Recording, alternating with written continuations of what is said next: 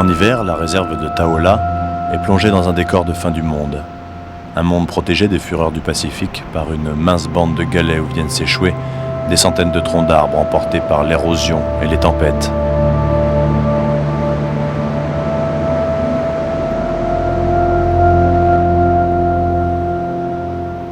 Il y a bien des années, des Indiens se sont installés ici au bord de la rivière Quinault, qui a donné son nom à la tribu.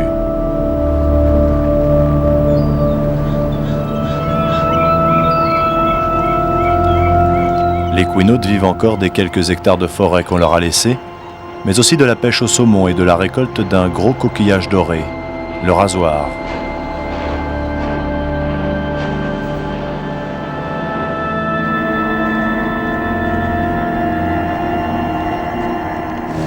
Ce matin, les conditions atmosphériques sont particulièrement mauvaises. Et à défaut d'aller sur la plage pour ramasser quelques rasoirs pour son dîner, Larry s'enfonce dans la rivière. Il pense qu'il aura plus de chance en remontant ses filets.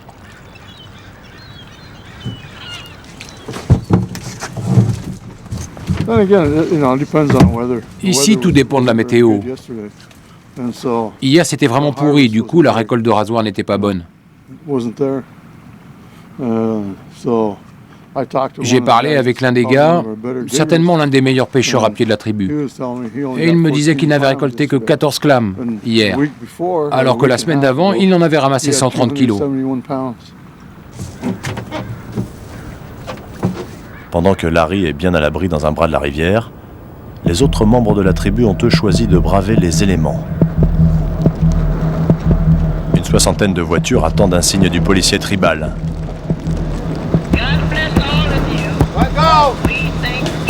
Car dans ce coin de l'Amérique, la pêche à pied commence toujours par une course folle sur la plage.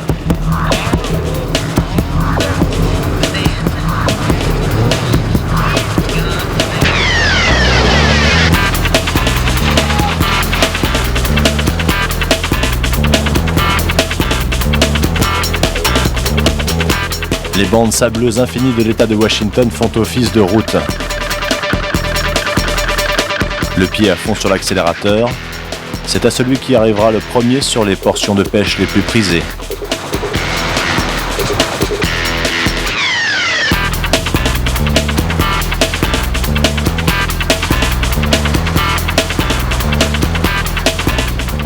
Sean, l'ami de Larry, est déjà au bord de l'eau. Le géant est considéré par les siens comme le plus rapide des pêcheurs de rasoir.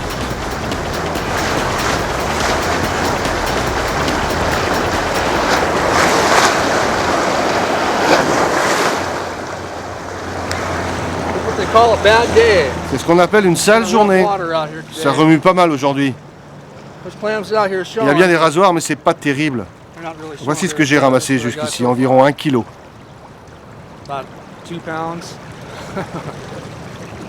C'est difficile comme boulot ? Il y a des jours où on se fait de l'argent facilement.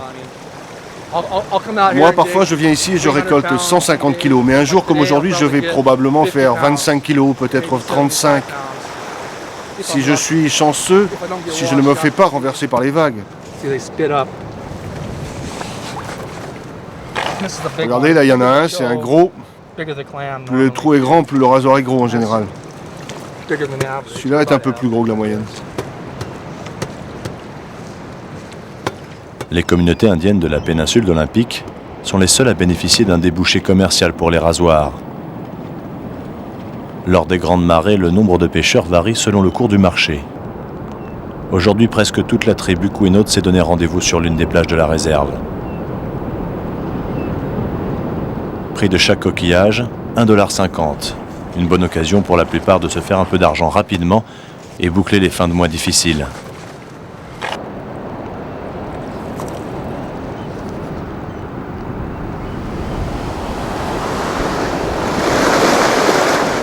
Après 3 heures de pêche effrénée, tout s'arrête, quoi qu'il arrive. La police tribale veille. Pas question de dépasser l'heure limite. Il en va de la survie des stocks de coquillages et donc de la bonne santé de l'économie du village indien.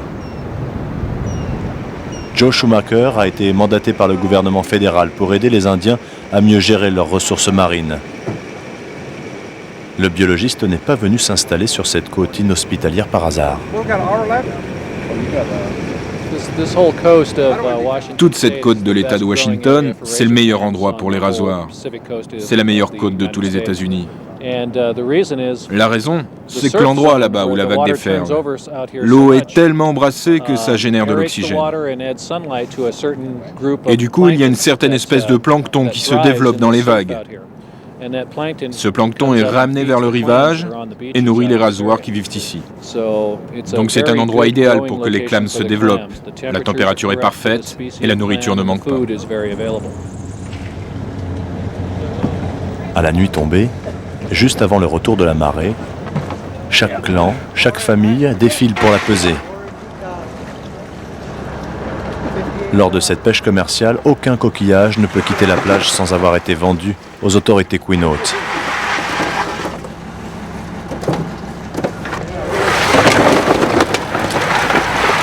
Malgré la tempête, Sean aura lutté jusqu'au bout pour quelques dollars de plus.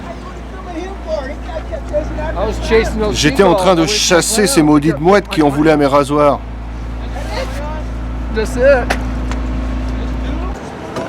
Elles voulaient bouffer mes coquillages.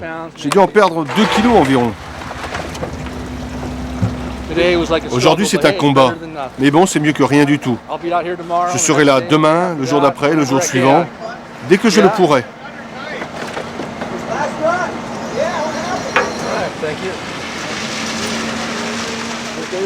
Combien vous avez gagné aujourd'hui? Oh, il y a 40, 60, 80, 100, 127,50 $. Pas si mauvais pour 3 heures de pêche. On peut pas se plaindre.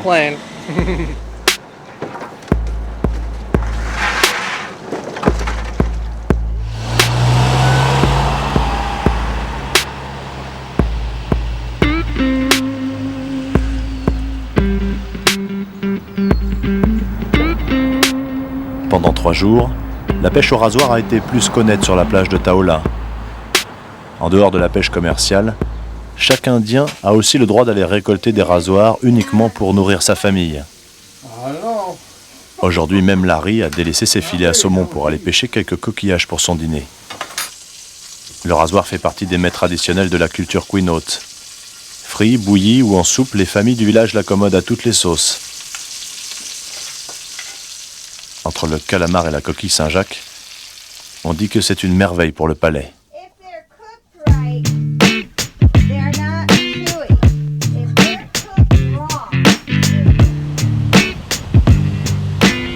Mais derrière ce goût si particulier, et au-delà de l'intérêt très lucratif de cette pêche à pied, se cache une vraie menace pour la santé des familles Quinault. Il y a 15 ans, des biologistes ont découvert qu'une toxine venue du large pouvait mettre en danger la vie des amateurs de ce coquillage à la chair blanche et tendre. La plage où nous nous rendons maintenant est la plage la plus au nord de la réserve. Cette plage a été fermée récemment à cause de la présence d'acide domoïque. Alors on va faire d'autres prélèvements pour voir si le niveau de toxine a baissé suffisamment pour ouvrir la plage à la pêche. Ça veut dire aussi que les gens qui vivent là-bas n'ont pas de plage pour récolter des rasoirs en ce moment et pour les ramener à la maison pour le dîner. Alors oui, ils sont fâchés et ils aimeraient que les niveaux de toxines baissent. Mais en attendant, il va falloir faire preuve de patience.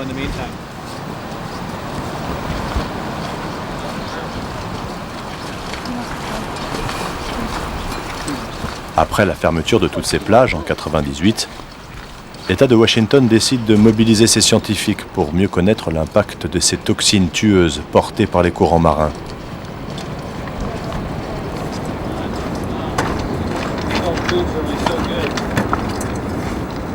Une fois par semaine, Joe effectue des prélèvements d'eau de mer sur les plages de la réserve.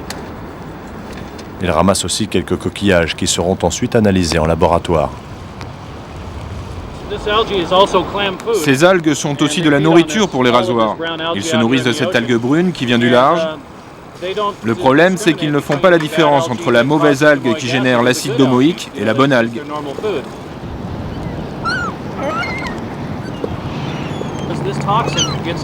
Cette toxine va droit au cerveau et grille peu à peu les neurones. En résumé, provoque des courts-circuits dans votre cerveau. Cela entraîne des réactions convulsives, éventuellement un coma. Mais le plus gros problème, c'est que ça détruit certaines zones du cerveau. Il semble qu'en particulier la mémoire soit affectée par ces toxines. Quelle bande d'idiots, regardez-moi ça. Ils sont devenus fous. En 1987, au Canada, plus de 100 personnes tombent malades après avoir ingéré des moules intoxiquées. 3 d'entre elles décèdent, d'autres perdent la mémoire.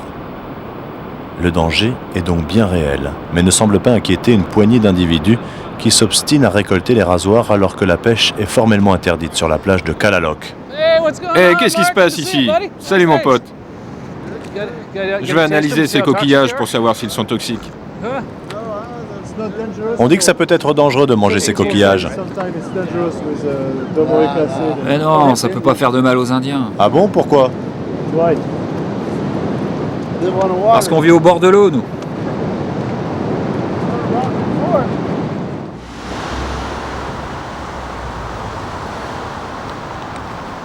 Le lendemain matin, les rasoirs que Joe a récoltés sont arrivés dans la banlieue de Seattle, située à plus de 3 heures de route de la réserve.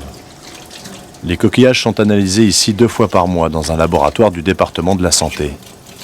À partir des résultats obtenus, les plages de la façade pacifique seront ouvertes ou fermées à la pêche. Voici une photo prise au microscope. Elle vous montre bien cette algue qui génère l'acide domoïque.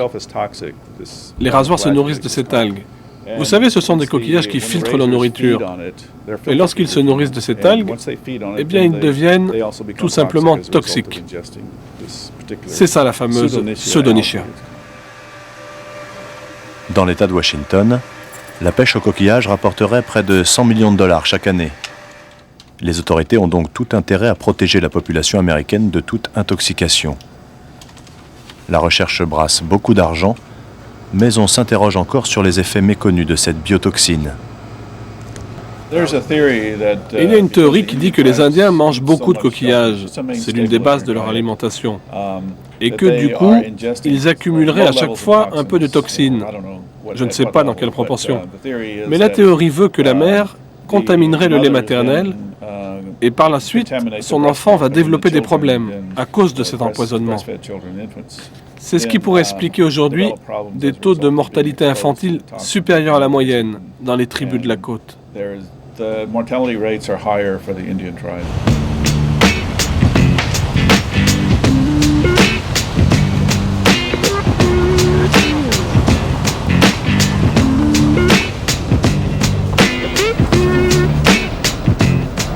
Quand il n'y a pas de danger et que la pêche au rasoir est ouverte à toute la population américaine, Dan et sa famille se précipitent sur les immenses plages situées en dehors des territoires indiens.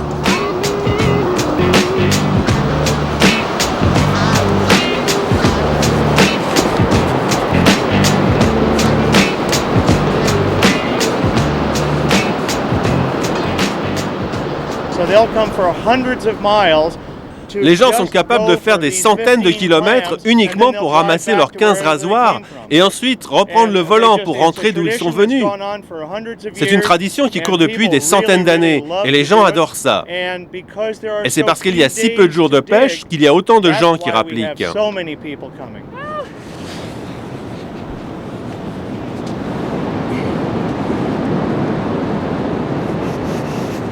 Les quotas de cette pêche sont donc très stricts. Mais les pêcheurs inexpérimentés peuvent passer des heures et des heures sur le sable avant de débusquer le long mollusque.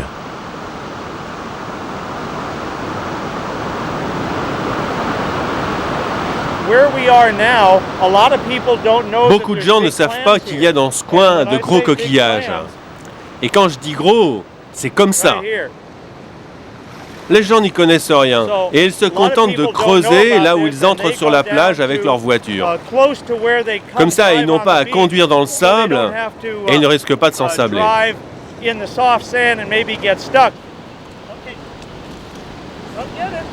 Lors de ces pêches récréatives, toutes les techniques sont permises. Même les enfants ont le droit à leur quota à une seule condition, qu'ils mettent la main à la tâche.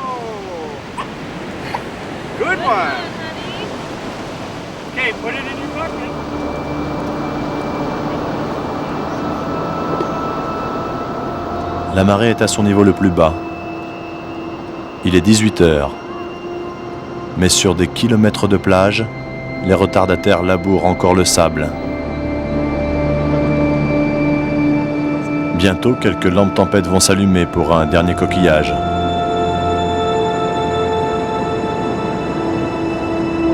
Malgré les menaces d'empoisonnement sans cesse rappelées par les autorités et des réglementations de plus en plus strictes, ils étaient lors de cette marée plus de 4000 pêcheurs, tous pris de la folie du rasoir.